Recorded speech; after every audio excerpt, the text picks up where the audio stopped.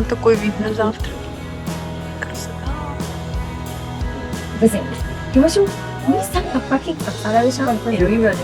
Завтрак на 3 вершинах. Польские консервы. У нас завтрак на Теречиме. Потому что очень торопились.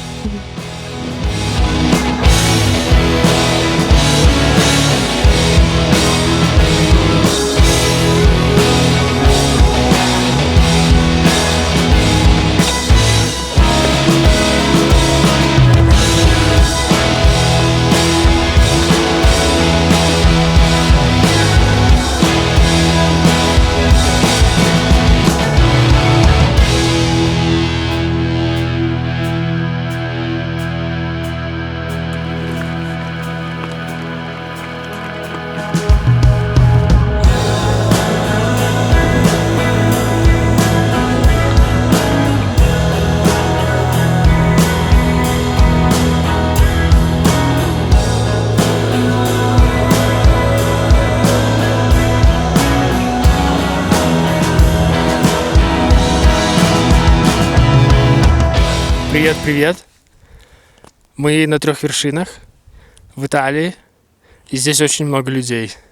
А сегодня покажем, где мы будем хайкать, какой будет маршрут, и постараемся показать все без прикрас, потому что людей здесь достаточно много, поэтому фоточки из инсты в духе «здесь никого нету, только мы» — это, похоже, миф. Да, из того, что у нас пока получилось, это попасть сюда без приключений. Мы специально постарались пораньше встать, не то чтобы мы там сильно рано встали, и завтракали здесь, чтобы не терять время. Повезло, что приехали, припарковались, сразу смогли сесть на автобус. И в первой же волне, потому что людей много, автобус всех людей, которые ждали, не забрал. И пойдем на разведку, смотреть, что здесь и как.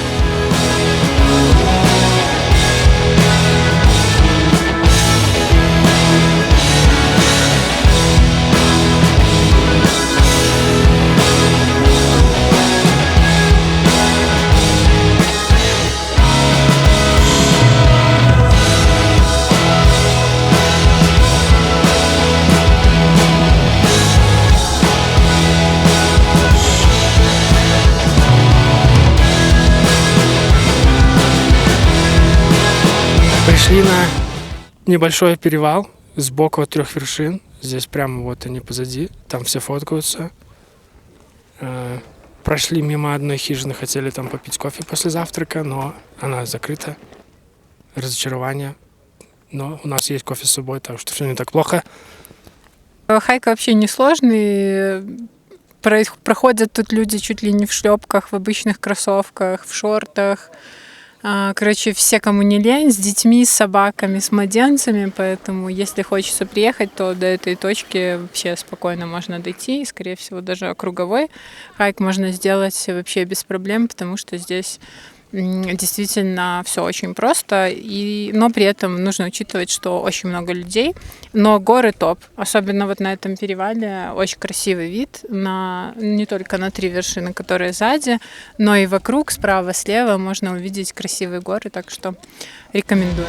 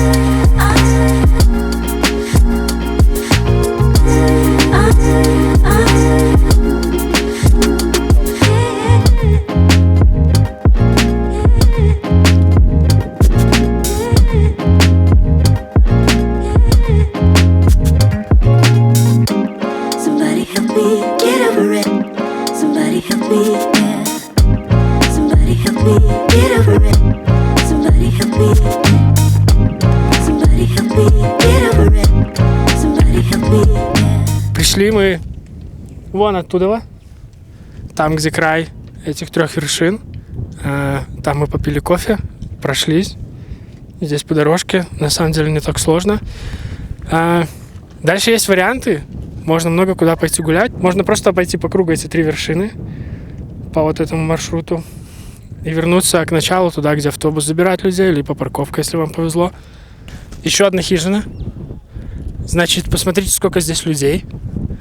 Достаточно много. Но еще не сезон. Сезон типа середины июня начинается. И позже, сейчас, 10-11 число, где-то июня.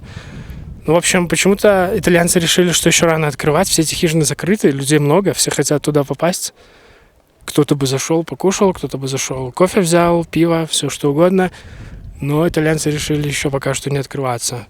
Очень странно. Да.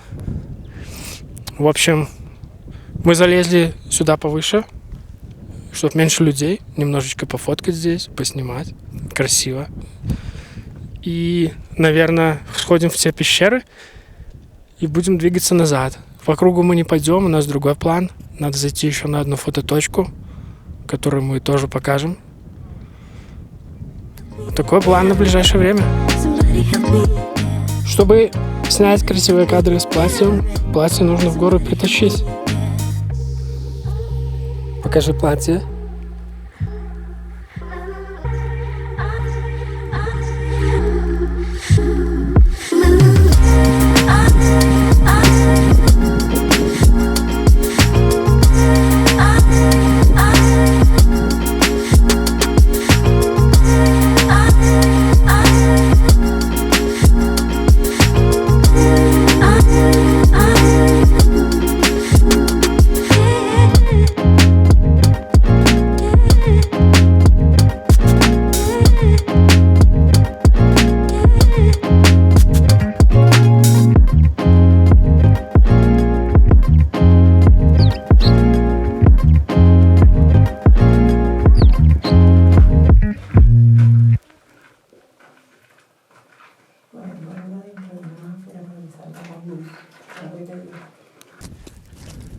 Закончили на той стороне.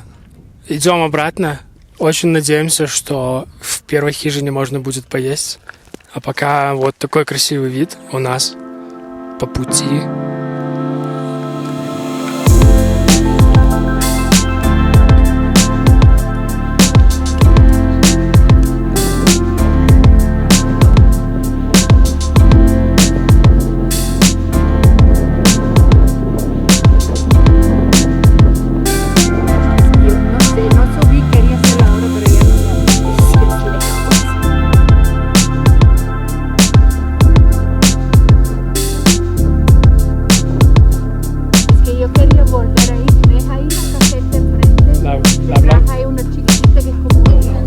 Хрониска работает. Дают немного, еды немного, только панини и напитки, кофе и десерты еще есть, но это больше, чем ничего. Видимо, ребята поняли, что деньги проходят мимо, пока они не работают. Снимаем таймлапсик на 20 минут. Что? О, небо видно. Пока кушаем. Таймлапсик. Правда, вертикальный, но да ладно. На всякий случай покажем, что за панини. Да, мы решили посмотреть, что внутри. Хлеб, и шпек. Шпек, ну это такое... Полиндвица. Типа полиндвица, да, такая итальянская. Вот и все. Ни масла, ни сыра, никакой зелени. Не, с сыром это было отдельное панини. У Антона с ветчиной. Вот, все. Хлеб и все, больше ничего. Хватит. Наконец-то кофеек итальянский с хрониском. А не тот, что мы заварили сами, потому что тот был просто вода.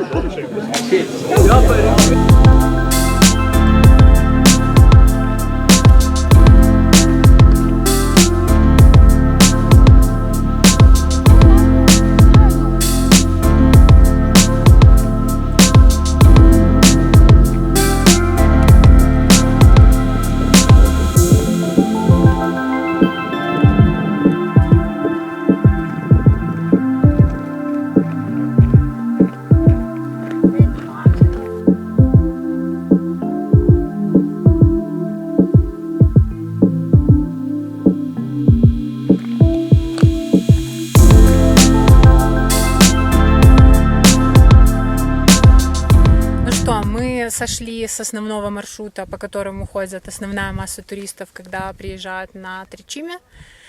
Вот, и сейчас мы отправляемся на очень живописный фотоспот. Сюда не самый легкий хайк, поэтому многие сюда не ходят.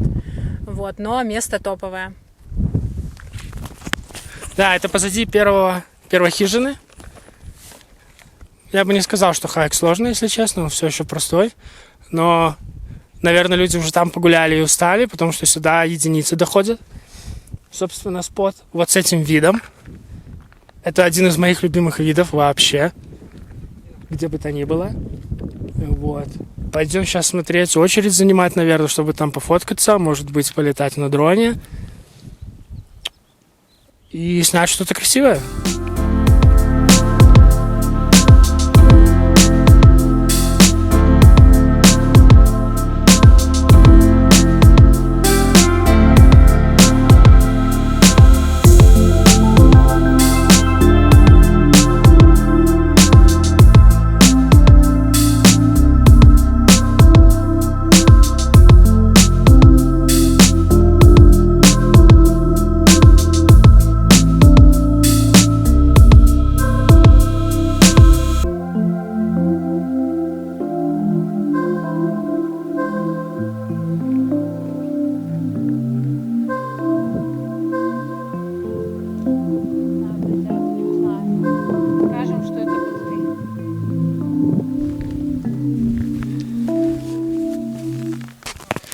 Вот и провели мы здесь день, уже почти 7 часов. Погода только начала испортиться, хотя обещали, что в районе 2, потом в районе 4 начнется какая-то гроза, но было солнце. Оно все еще просматривает, но ветер усилился и капает. Пойдем ловить автобус. За полчаса надо добежать до остановки, последний автобус через полчаса. Иначе придется идти вниз пешком, либо ловить попутку. Хайк супер. Рекомендую всем сюда приезжать, потому что здесь очень красивые горы. Даже небольшой трейл вокруг Тричиме позволит вам увидеть доломиты абсолютно разных структур, форм и видов. Поэтому очень рекомендую для того, чтобы посетить это место. Много усилий не нужно, нужно чуть побольше времени.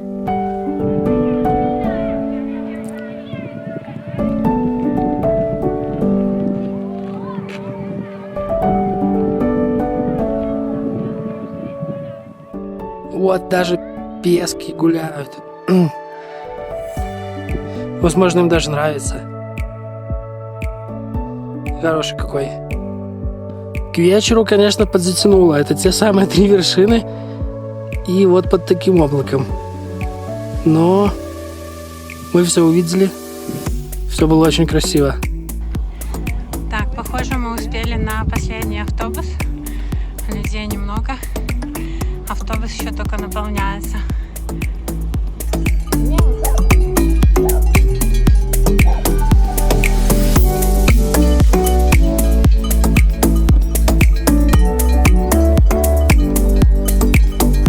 Ну что, мы вернулись на парковку. Мы провели сегодня на Тричиме 9 часов. Мы приехали наверх в 10. И на последнем автобусе в 19:00 мы оттуда уехали. Все прошло удачно и гладко. Значит, место достаточно туристическое. И здесь, по идее, должно быть все очень легко и просто.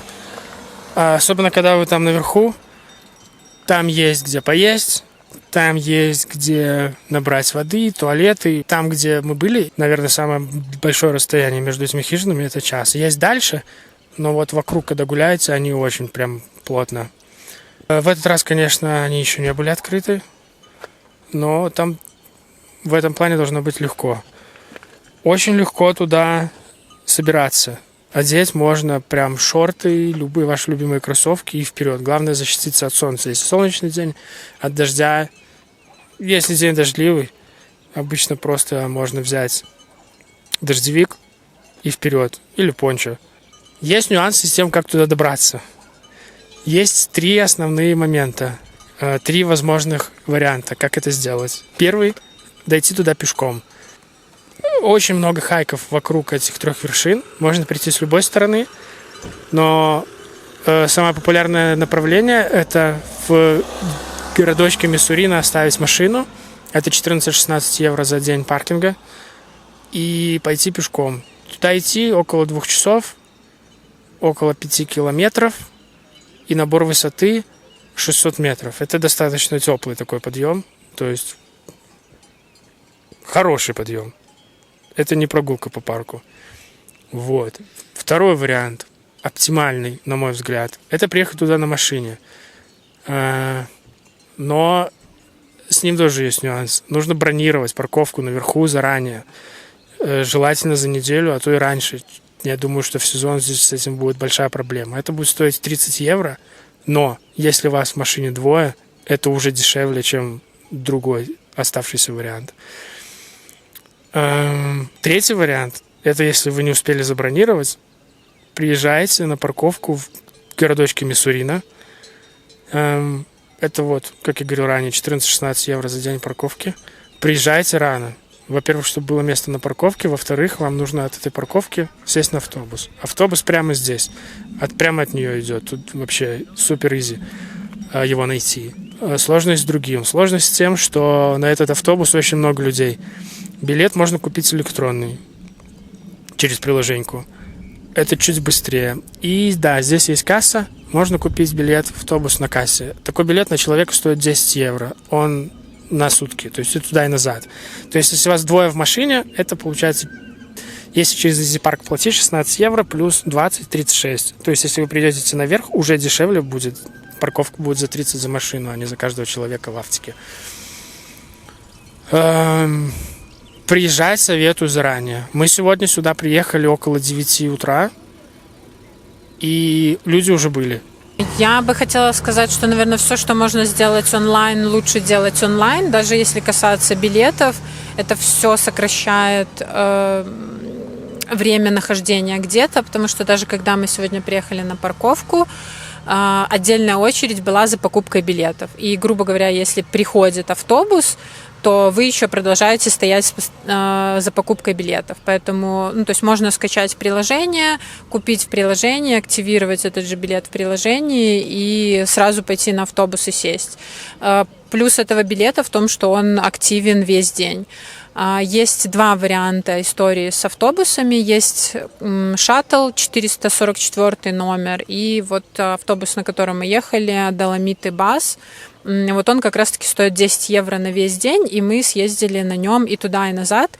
Второй шаттл стоит 22 евро вверх и вниз. И там нужно бронировать время как раз-таки, то есть это немножко другая история. И она дороже, но она из более дальних точек забирает людей. То есть если вот этот автобус забирает нас из Миссурино, это достаточно близко под Хайком, то те автобусы забирают подальше, особенно если вы, например, без машины сюда приехали, то такая история. Да, и если жарко летом приедете, то рекомендую все равно в любом случае надевать длинные рукава, длинные штаны, потому что сегодня на хайке было очень много сгоревших людей, прям до красноты, потому что хоть и наверху здесь достаточно прохладно, на 2300 метров, где-то даже в тени холодно, но сгорать его очень быстро, очень легко, и не знаю уж, насколько SPF поможет, не поможет, но лучше вообще в таких треках тоже хорошо одеваться, чтобы было комфортно, потому что солнце жарит, хоть этого и не ощущается. Хочу добавить про очереди. Аня упомянула только одну. Здесь их 3. Первая очередь – это за парковочным билетом. Там стоят пенсы, здесь много немцев. Они не пользуются телефонными приложениями, они даже не пользуются банковской картой. И они стоят в этот гребаный, единственный, один терминал, который выдает парковочный билет. И они все это делают, естественно, медленно. Тут, кстати, возможно, на немецком написано, что должно упрощать им жизнь, но нет. Поэтому... Да, я пользуюсь Easy-Park. Тут, к счастью, вот я заметил в Германии, в Австрии, в Швейцарии и здесь, в Италии, Easy-Park достаточно стал популярен. Там есть некоторая маржа, например, если 14 евро парковка, мы платили 16,1, но это в любую очередь за этим проклятым билетом отменяет. Потому что это первая очередь. Опять же, если вы приезжаете рано, очередь будет небольшая, но она будет. Если вы там любите вставать попозже и кушаете долго, и вот это все, ну, так на расслабоне приезжаете, часам к 10 или позже, людей тут будет очень много. И вы будете в каждой очереди стоять. Мы смотрели эти отзывы на эту парковку. Полчаса в каждой очереди плюс час ожидания автобуса. Очереди 3. Первая – парковочный билет. Вторая – покупка билета на автобус. К счастью, его тоже можно купить онлайн. Третья очередь – это непосредственно на автобус. Это очень много людей. Автобус ходит, как мы посмотрели, раз в полчаса. Если вы не сядете, вы ждете следующий. Опять же, нам повезло сегодня. Мы не знали, какие будут очереди, просто ехали так рано, как получится. Вчера попытались лечь пораньше. Я люблю поспать. Вы приехали только к 9. Нам надо было сюда ехать около 40-50 минут. Так бы мы чуть раньше были, если там по-другому. Вот.